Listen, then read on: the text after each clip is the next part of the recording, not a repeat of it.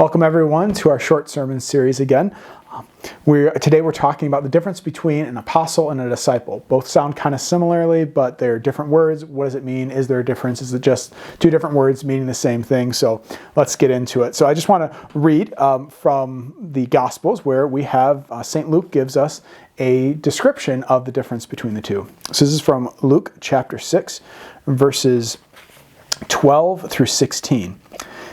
And it says, "In those days he departed to the mountain to pray, and spent the night in prayer to God. When day came, he called his disciples to himself, and from them he chose 12, whom he also named apostles. Simon, whom he named Peter, and his brother Andrew, James, John, Philip, Bartholomew, Matthew, Thomas, James the son of Alphaeus, Simon who was called the Zealot, and Judas the son of James, and Judas Iscariot, who became a traitor." So there we see that there is a difference that St. Luke is pointing out, that there are many disciples, right? So Jesus has many disciples that are following him, and he spends the night in prayer, and after he spends the night in prayer, he calls the disciples to himself, and then from among those disciples, those who are following him, he then chooses the 12 apostles.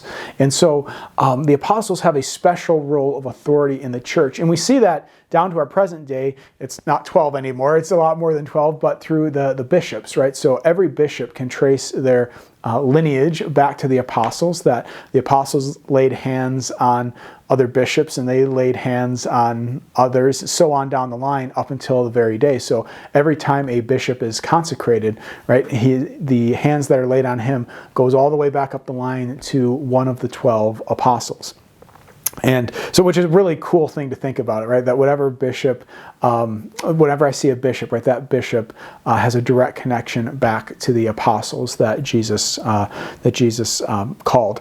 And obviously, not all of us are called to be bishops, right?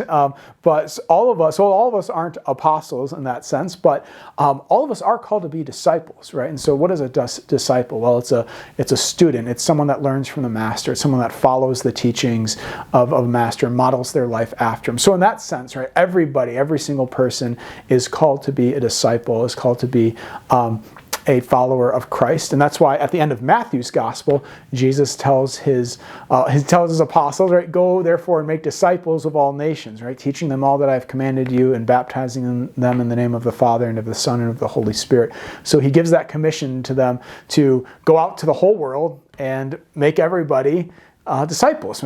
That's the goal that's why the Catholic Church exists, right? We exist to evangelize, we exist to have people come into the church so that they can experience the life, the grace, the peace, and joy of knowing and following Jesus. So not everyone's called to be an apostle. Apostles have a special role of authority, which in our present day is given to us through the Pope and through the bishops. But everybody, right? Everybody is called to holiness of life. Everyone is called to be a disciple and to follow Jesus with our full lives and our full effort, and are called to be great saints. So hope that's helpful in that distinction between the two. And we'll see you back here next time for our next episode, when we'll be discussing the resurrection of the body. God bless.